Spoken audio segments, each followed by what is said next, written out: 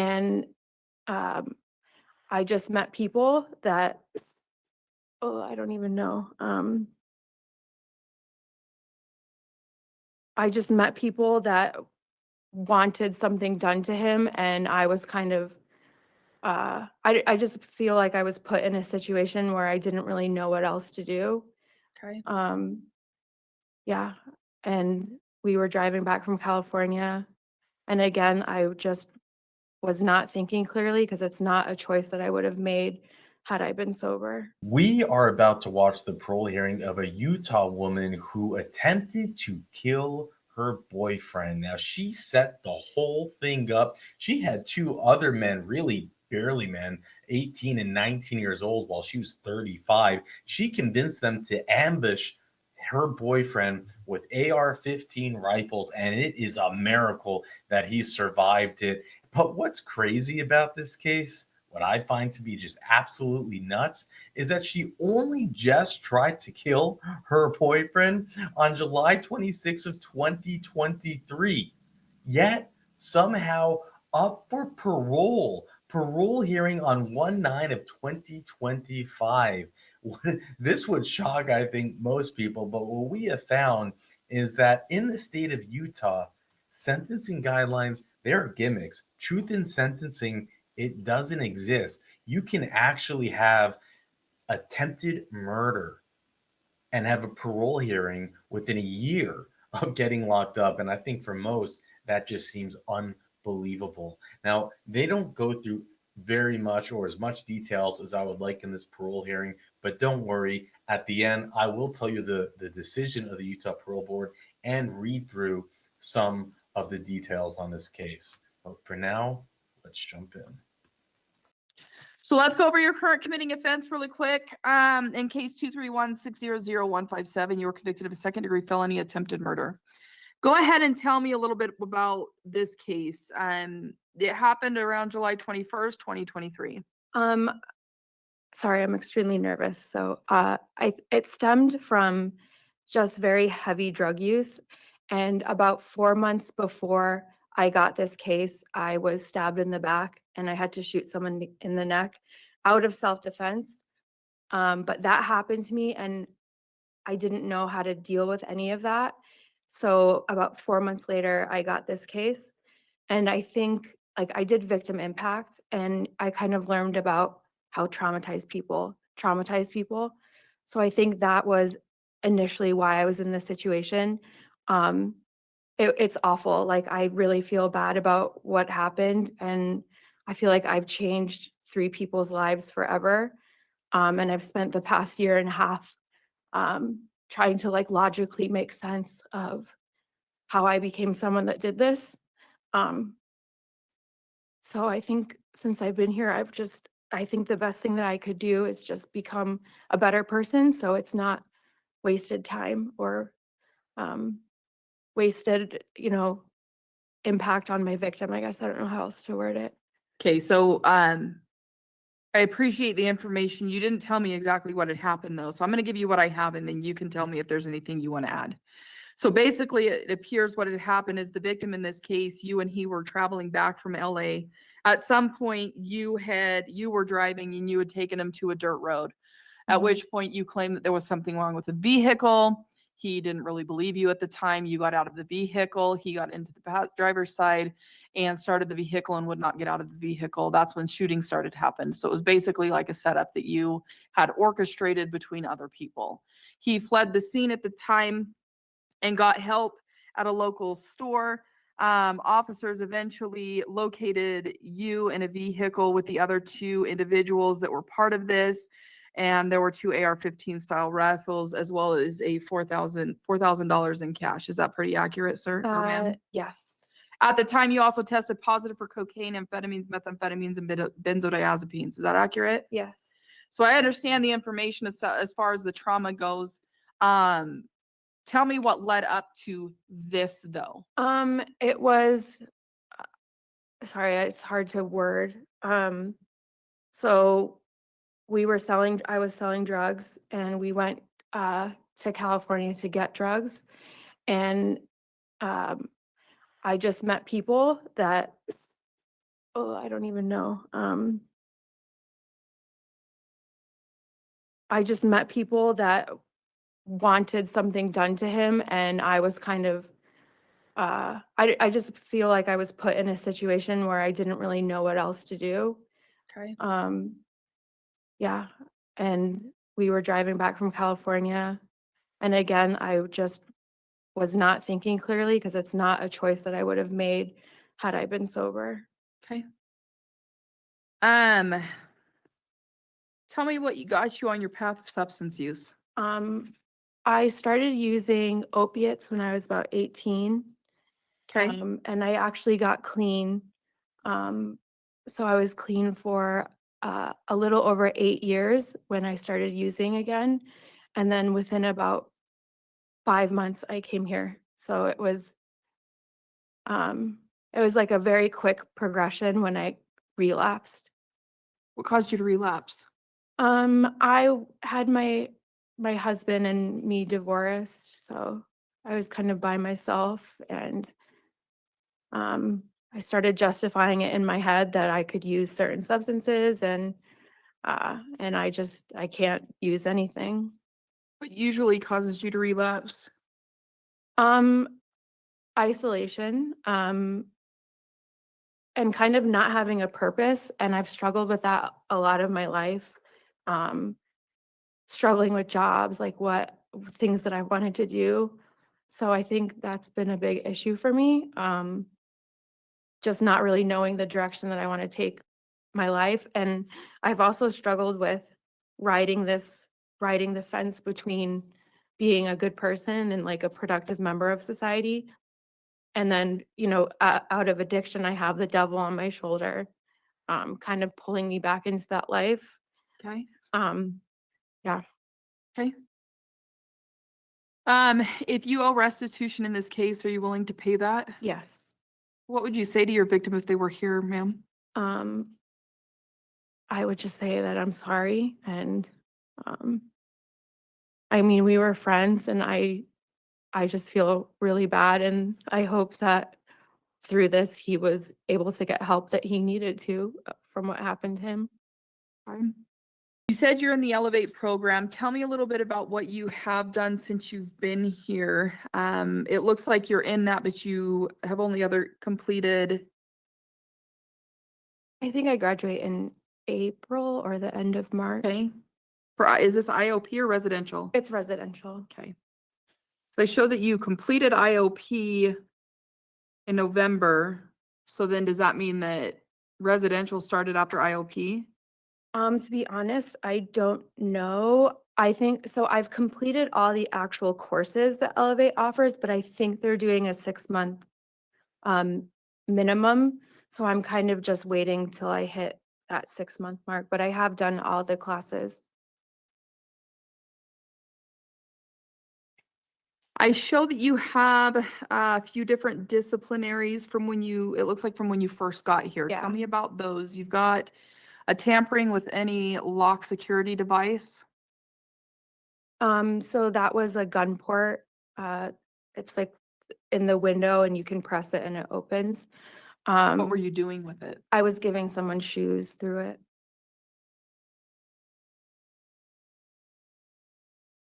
And then in February, you've got a couple. One is tattooing, branding, body piercing. Tell me about that one. I had rolled up paper and put them in my ears. So I had like paper earrings in my ear. Okay. And then that same day you had prohibited sexual acts, indecent exposure. Tell me about that. I kissed somebody and it was on camera. And then tell me about the 19th of February, refuse, resist, arrest, movement, do or command. It's one of those many that they've put Oh, together. could it have been an out of bounds? It's possible. Okay, because I think that's the only write-up that you haven't mentioned that I have. And that was, I was in a bathroom stall. It was a fight. Were you involved in the fight or were you Um, watching the fight? I was involved, but I was drug in there, and that I've been in a few fights, but I have not started any of the fights. I don't think I have a disciplinary for fighting. You don't. What do you feel like for you, if anything, has changed moving forward so that you don't end up in this type of situation again? Medication, as you mentioned, is for me really important. Um, I'm sorry, can you repeat what you said? What do you feel like for you overall Oh, has okay. changed so you don't end up in this situation? Yeah, medication's big. Doing the intensive treatment that I'm in right now has really helped, and I've done a lot of classes, just to really like learn about myself because again, I've struggled with that my whole life. And then I'm also in the robotics program. So having a way to get out and support myself is going to be really important too. What other classes have you done? I've done MRT, victim impact. I've done everything that is an Elevate, so CBI, CBI, SU, grief group. I've pretty much done everything that's available.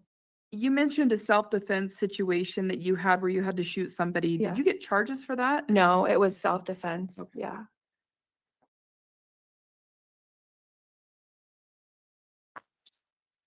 Ma'am, if the board chooses to parole you, what is that going to look like for you? I would like to go to, I have a house in Daybreak, but it's being rented out right now. So my goal is to go to a sober living. I think that at this point, that's going to be the best route for me. What about work? I plan on doing something, so I'll have the automation engineering degree, so that's what I'll do with that, that I'll earn in robotics. You ever had an issue getting work? What was that? Have you ever had an issue getting work? No.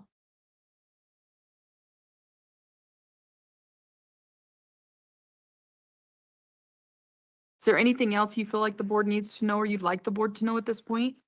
I think that although I came in here on just really bad circumstances, I have learned a lot about myself and the direction that I want to take my life. So I think, like I said earlier, the best thing that I can do is just come out of this a better person. And I do feel like I've made a lot of changes for the better.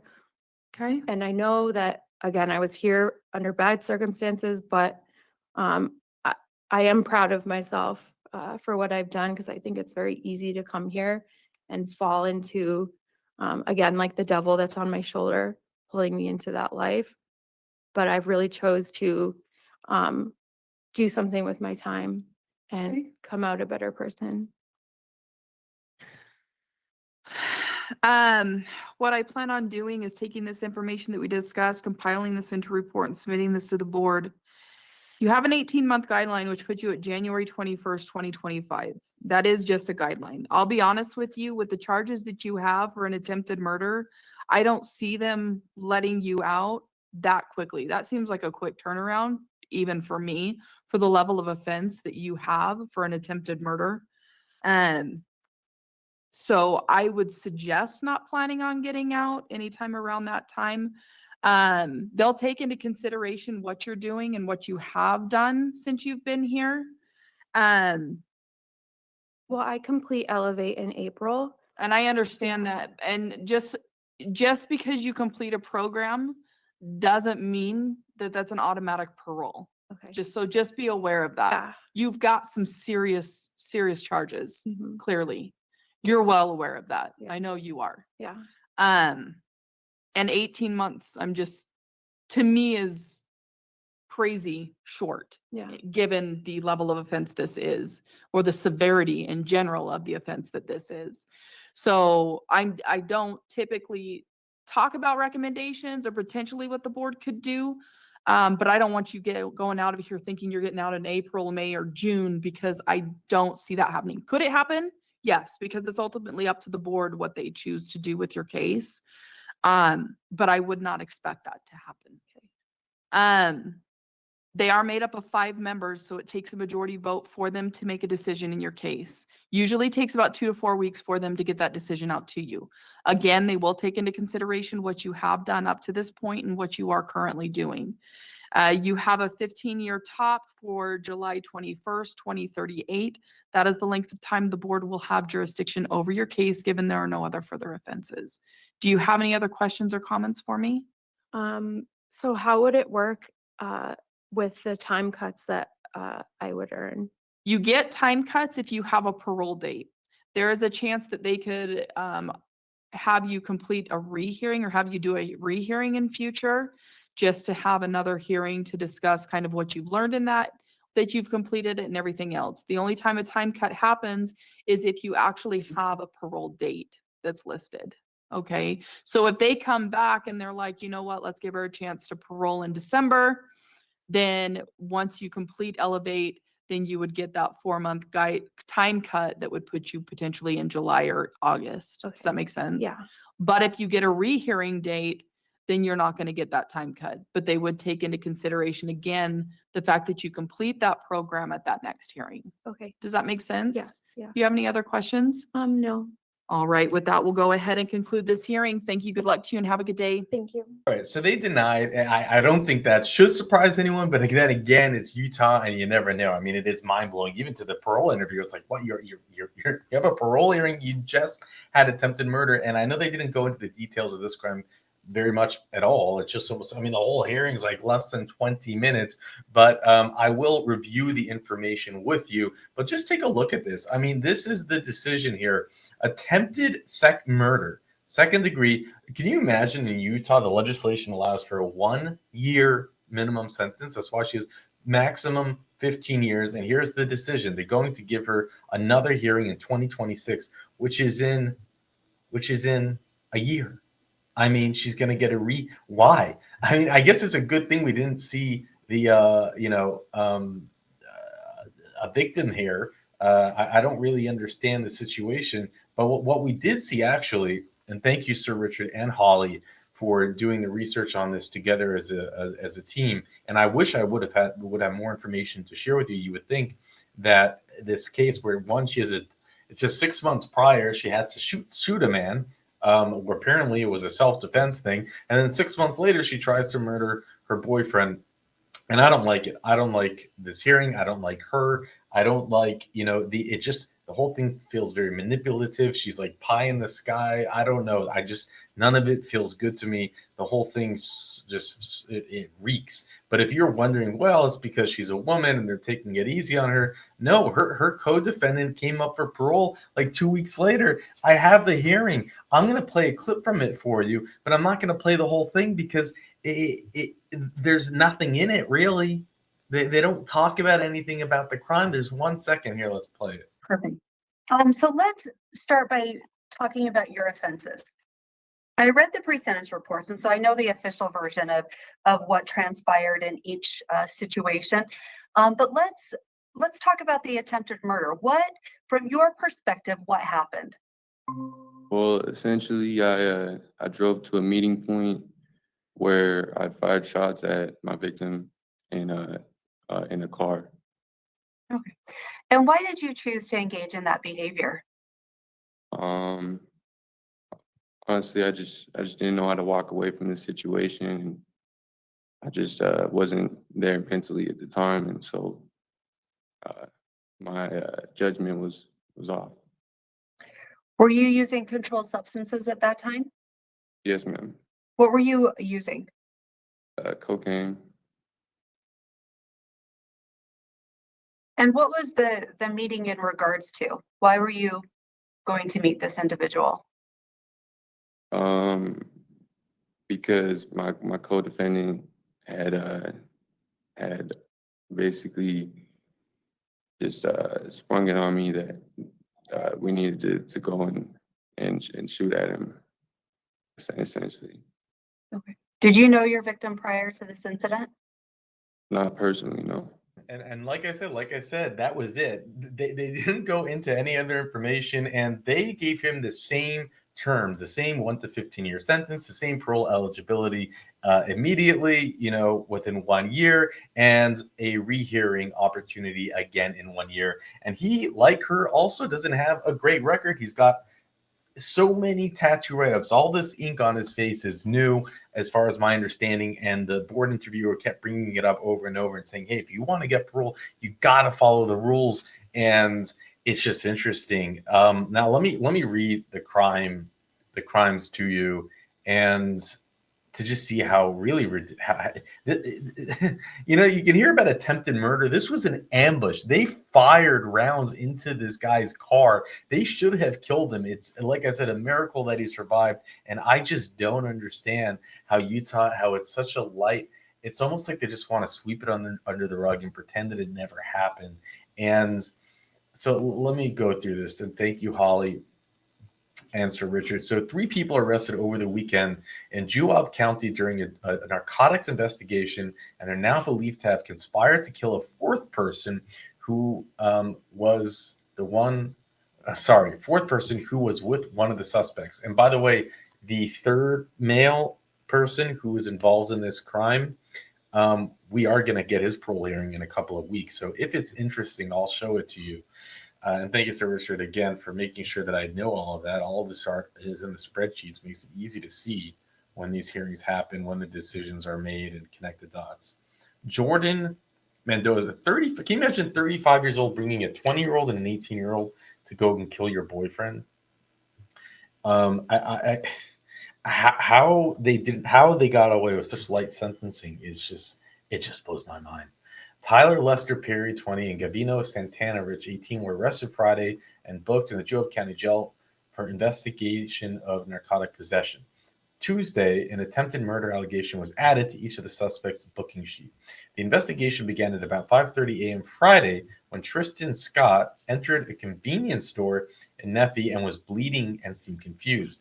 According to a police book affidavit, Edmonds claimed he was driving his Toyota Highlander when 3 of his car windows were shot out, and that he was shot at in the field somewhere. Can you even imagine? He said he was driving back to Los Angeles when Mendoza, his girlfriend, right? She was driving while he was asleep in the passenger seat. So she's asleep. She's driving. When Tristan woke up, they were parked in a field. Jordan was telling him that the car was knocking and leaking oil. Edmondson got into the driver's seat and was able to start the car, but as soon as he did, someone began shooting at him. Edmondson told police that he sped away, got to the freeway, and drove over 100 miles an hour until he could find the nearest gas station. And again, these guys are the worst shot in the world, or they are intentionally missing because they didn't want it. But I mean, can you even imagine? And it drives me nuts with these parole hearings as well, how these parole interviews just don't dive into it. They don't and what was her excuse? Oh yeah, there are some people that wanted him dead, and I didn't know what to do. And I was like, okay. And it's like, no, that's not okay. The parole interviewers, this is the problem with Utah, is that they have the interviewer and then they have the parole board members handpicked by the governor. And the parole board members get a report in their computer. They get we cover we can easily watch, I don't know, 40, 50 parole hearings a day. More than that, maybe even 100 from Utah. They just get in their spreadsheet at the end of the day, and they're drinking, their happy hour, and it's Utah, so I don't know, some tea, and they're just going down the spreadsheet and checkbox. They don't have if you actually watch this parole hearing, you would say, no, this person's not ready to get out. They are not taking accountability. They're not even expressing what actually happened. They're still speaking like code. This is attempted murder. Anyways, Nephi police officers responded to the gas station and found that Tristan had injuries and was bleeding from his neck, head, and wrists. Medical responded and treated him. It was determined that Tristan did not need to be transported to the hospital. I guess it was the glass that got him. Officers found Mendoza's purse inside the Toyota that Edmondson was driving and began pinking her phone. Investigators also learned another vehicle registered to Mendoza was spotted in Mona. The police ended up locating Jordan's vehicle traveling north I-15. A felony stop was conducted where Jordan and 2 male suspects, later identified as Tyler and Gavino, were taken into custody. In the rear of the vehicle, AR-15 style weapons with an S were located in the plain view. The weapons had bandanas covering parts of the gun where your hands would be while firing the weapon, the affidavit said.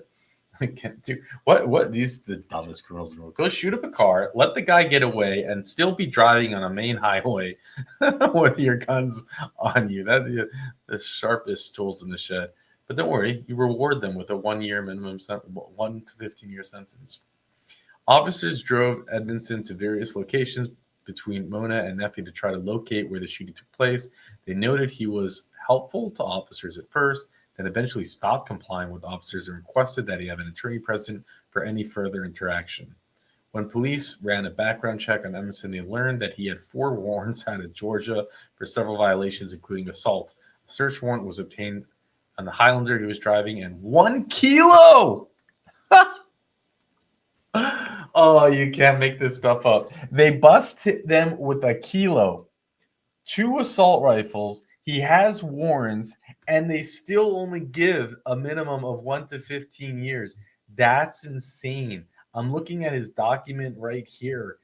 This is insane. They only got them with 1 charge. They didn't get them with the other charges. Why? Attempt to distribute, possess, all that. No. They go out of their way to say, oh, yeah, let's just give you the lightest, easiest sentence possible. Why? I don't know. What do I know? I don't know anything. Edmund was arrested for investigation of drug possession with intent to distribute.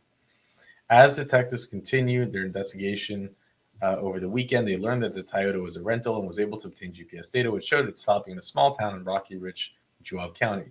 It is believed that this is around the same time that the shooting took place. And what happened, as Tristan described, the affidavit states, after Tristan found out about Jordan's vehicle that was registered to her, being in Mona right before they got there, is when Tristan suggested that Jordan set up with her friends to rob him. Tristan claimed to have around $4,000 in cash under the passenger side rental vehicle. So, I mean, they're claiming here that the whole thing was just robbery. She tried to make it seem like she had no choice. There are people that needed him dead. I don't believe her for a second. After, of course, that just makes no sense. After an extensive search, Juab County Sheriff's deputies found where the shooting had happened, located foot impressions in the dirt that matched their shoes, according to the affidavit, as well as 4 shell casings. I believe Jordan was communicating with Tyler and Gavino while they were driving Jordan's vehicle. I believe Jordan was conspiring with Tyler and Gavino, deputy wrote. So, I don't know. Craziness. That's all I can say is what I think is it's just crazy. I don't understand how the law works, how you can find someone with just a kilo of that kind of stuff in their trunk and get 15 years easy. But now you have people who are really breaking the law in every way, including attempted homicide. And you have a minimum term of 1 to 15. I bet if they stay out of trouble, they will be paroled next year. They'll serve like a whole 2.5 years for this crime, which. And then she had, what was that? She said she got a degree in automation engineering degree. It sounds fancy. Did she get that in prison? I missed that part. Anyways, I'll keep you posted. On this hearing. Make sure to check out the return of playlist if you want to keep tabs and see where this goes. And I'll also connect the dots with a third hearing if it is more insightful. But with that, we could jump into the next hearing. Did you have a chance to review your whole blue packet? Yes, I did. Did you have any questions on that? No. I do also show that you had a federal case, which has since been taken care of, correct? Yeah. And you had a 15-month sentence? So it's 27. We're estimating about 15 months left. So Okay. with like good time. So And it's running along with this one, right? I think so. Okay. I hope so. I think it is. That's how I have interpreted it. Okay. Not to say that if it's not, what I say is law, just so you Right. know. Okay. Reviewing that psychological evaluation, what were your thoughts on that? Honestly, okay, so when he came and met with me, he told me he already had it written. He just needed to fill in a few spots. So I kind of felt some type of way about it because I was like, how are you going to have this written without even meeting with me? Right. You know, I feel like he kind of twisted some stuff that I said. Okay. Like I do have an addiction. sure. However, I have like been clean. Like this is prison, stuff comes in, you know, but I have been drug tested. I've passed every drug test. Like I've maintained sobriety even around it, you know, and so I feel like he kind of discredited like what I have done, you Okay. know, so yeah, So you've been clean since you've been here. yeah. Well, since my whole incarceration, so 3 years almost, Yeah. 32 months. When is the last time you used? It was May 24th of 2022.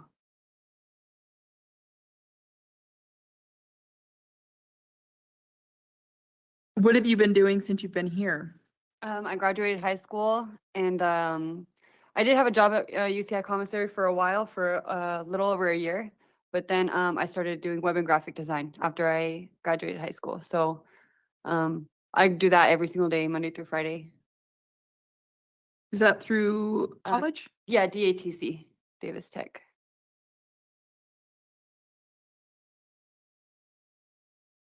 Okay, before I forget, let's go over your current committing offenses really quick. You've got, in your case, 241-700-336, you were convicted of 2 third-degree felonies. One was possession of forgery writing device, and the other one was possession of an identity card or documents.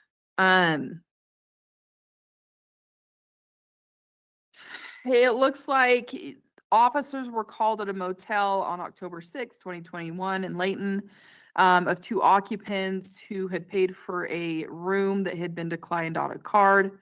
When they searched the room, they found numerous stolen checks that were in different stages of being forged, identifying documents, stolen mail belonging to other people, drug paraphernalia, a printer, which appeared to be for creating forged documents. Is that about accurate, ma'am? Yeah, it is.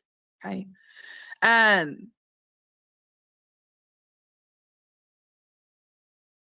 And before you'd been brought in on these other charges, was this kind of a delayed charge that kind of just filtered in then? Yeah, right. Oh, like a week before I came and saw the board the first time last year, it hit me.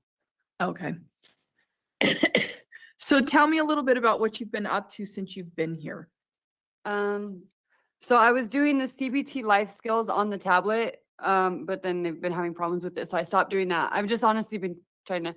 I kind of messed up a little bit when I first got here, trying to adjust, like not knowing what to expect going into prison, you know. So Okay. I kind of the first couple months here were a little rough, but then I just realized I need to kick back and stay away from everybody, really. Okay. So I really am just using this time to do school. Like I'm really passionate about graphic design. I have a clothing company out there, and like I haven't like used all the potential I have to build it to where I know it can be, because I'm all caught up in other stuff. But doing the graphic design school here and just learning all this stuff and like the career opportunities it has, like I just am so focused on that right now. How long have you been in that program? I started it in September, but I'm already like, I only have 2 courses left and I'm done. Like I'm flying through it. Okay. What do you usually do out in the community? Well, I am a mom, so having an addiction in the lifestyle I was living, I did try to balance 2 lives, you know. But my kids recently moved, so I really just I was a mom, but then the other half of me was just trying to survive out there. I really just Where are your kids now? they moved to Virginia with their dad. Okay. Yeah. We do co-parent really well. I have a super good relationship with my kids. They come visit me all the time. How many kids do you have? 2. Tell me a little bit about your disciplinary since you've been here. So I had one, it was the sexual misconduct, like my first 2, it's like second month here, I think. That was just like trying to, I don't know. It was just a stupid mistake, you know? And then ever since I was so embarrassed after it. That's when I realized like just stick to myself, you know? And then I had one for cheeking medication, diverting my medication just Okay. recently. But it's not trying to justify it. The reason I did it though was sometimes I feel like it doesn't help me and I feel like it messes with my head. And it just kind of makes me feel weird to like if I take it earlier than when I normally do, and their pill line is so inconsistent. So I just was being stupid. So are you on medication right now? Yeah, I'm on.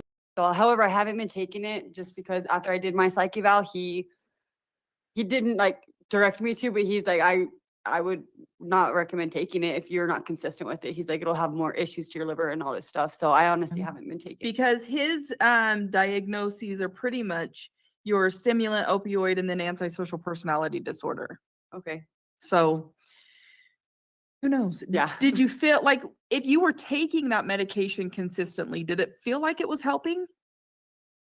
Yeah, that's the thing why I stopped is because I couldn't tell. Okay. You know, I didn't really see a difference. So I was, and then like, why take medicine if you don't need to? You know what I mean? Right. So I kind of was back and forth. But then, like, he told me, he was like, if you don't do it consistently, it's not going to help. So just don't take it at all, kind of thing. So You feel like you have some mental health issues like bipolar, depression, I feel like I anxiety? do. It's not Okay. super severe, but I feel like it's there. Yeah. Okay. Have you taken medication in the past where it has felt like it's been effective?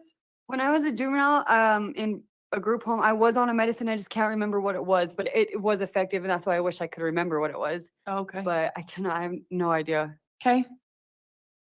Is there anything you feel like would prevent you from having a successful parole moving forward, sir, ma'am? No, I think this time around, something I never have had is that I have a sober support system this time. Okay. Like my dad, he did have like, he was in prison before and he went through like his like trials, but he has been clean, for over a year, almost 2 years. He's like a counselor at a treatment center, like, and Okay. just seeing that like honestly gives me hope, you know, and it's something I've never had before, Okay. while being on supervision. So Okay. that's one thing that I think is going to be way different and have a big impact. If you are paroled, if you still have prison time, you'll be paroled to your detainer, so you can go to do your Right. prison time. After all of that is done, after you've taken care of your incarceration stuff, what are your plans when you are out on parole? Like I mentioned, I'm really passionate about my graphic design, so I definitely want to find a career or focus even more on my clothing line, just doing something, it'll occupy my time and I'll be passionate about it. So I want to do it, you know, I Right. want to go divert into doing something else. That's like my main thing. And then, I don't know, eventually maybe if my kids do stay in Virginia, maybe going over there. And I do plan on paroling to Heber, Okay. which is somewhere I've never been, so I don't have any acquaintances there. No, like toxic environment, like trigger environment, stuff like that. So yeah, I think those are, Okay. What's in Heber? that's where my dad lives. Okay. So yeah. And then as far as programming, you've been assessed to do residential substance abuse programming since you've been in here.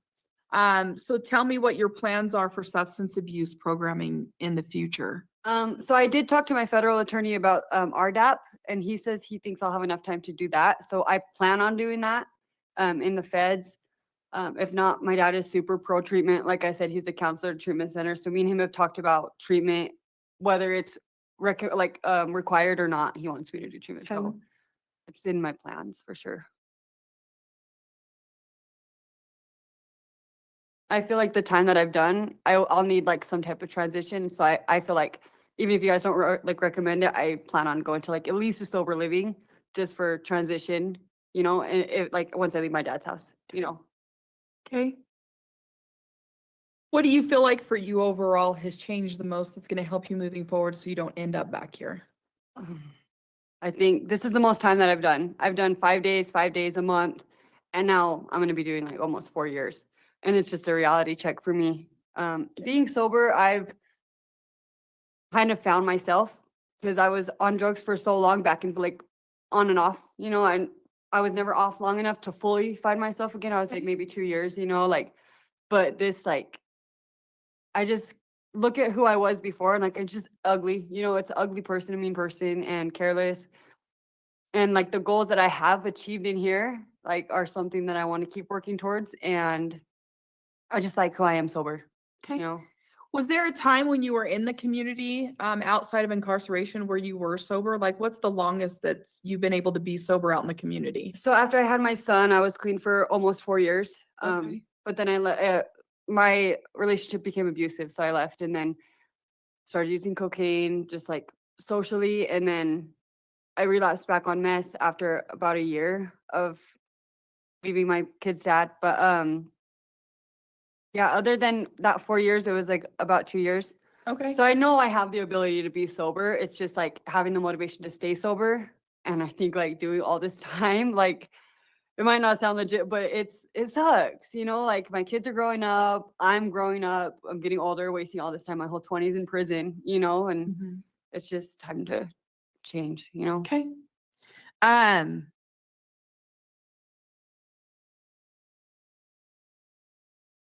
was going to ask you another question, but I forgot what it was. That's okay. Is there anything you feel like the board needs to know or you would like the board to know? Um, no, I mean, if you guys are aware, I have the federal detainer. So honestly, like I feel like I don't know, I just feel like I need to go to the next step. You know what I mean? Like I have some time still to do in the federal system, and just being in the same place around the same people, like, you know, a lot of people in here don't want to change. And though everybody's goal in prison is to get out of prison, a lot of people don't take it serious, and it's a lot of people's lives in here. So I think I just want to go to the next step and like, Okay. you know,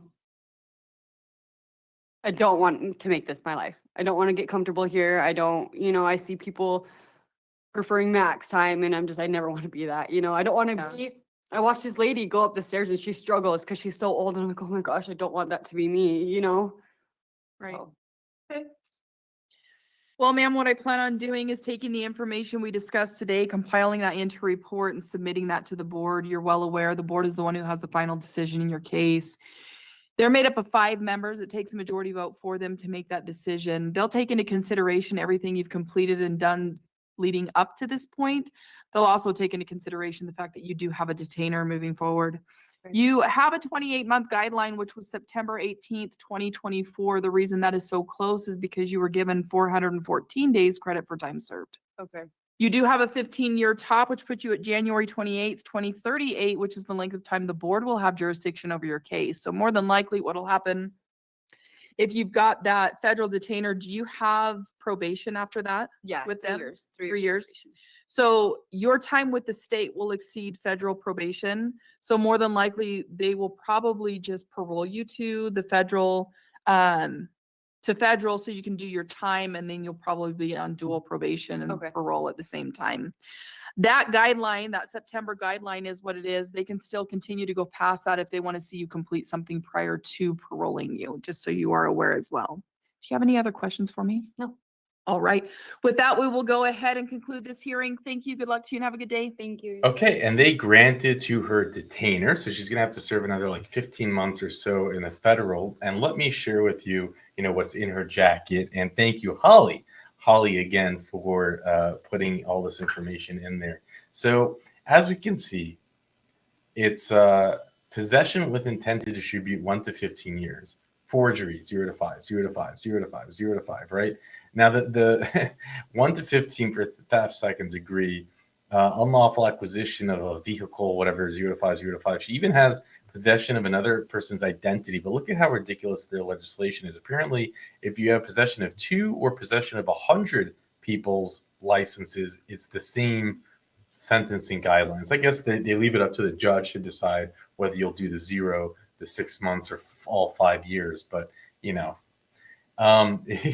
you look at all this time she has, she's like, it's a full lifetime if she were to serve it consecutively. And then you can see here it says effective, they granted as of February 25th, 2025. And the release is contingent upon being sent to the detainer.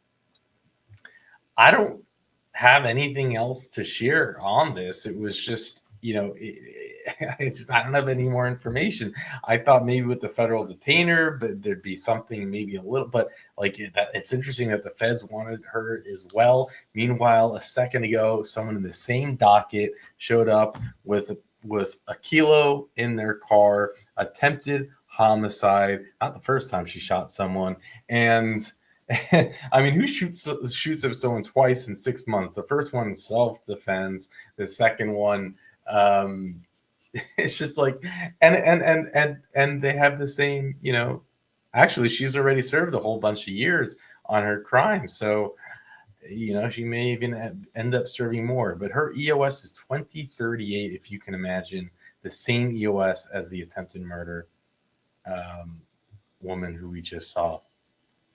And Utah doesn't make sense. These laws don't make much sense to me. But I kind of, you know, the antisocial behavior thing is a little bit scary, but I kind of like, you know, she had positive energy. And I guess what more can you ask for if you can make the best out of your situation? I didn't feel like there was any games being played, but who knows? Maybe a really talented antisocial person would be good at making one feel that way. But there you have it. Thank you, Holly. Thank you, Sir Richard. And with that, I'll let you go. And I just met people that, oh, I don't even know. I just met people that wanted something done to him, and I was kind of, I just feel like I was put in a situation where I didn't really know what else to do. Okay. Yeah, and we were driving back from California, and again, I just was not thinking clearly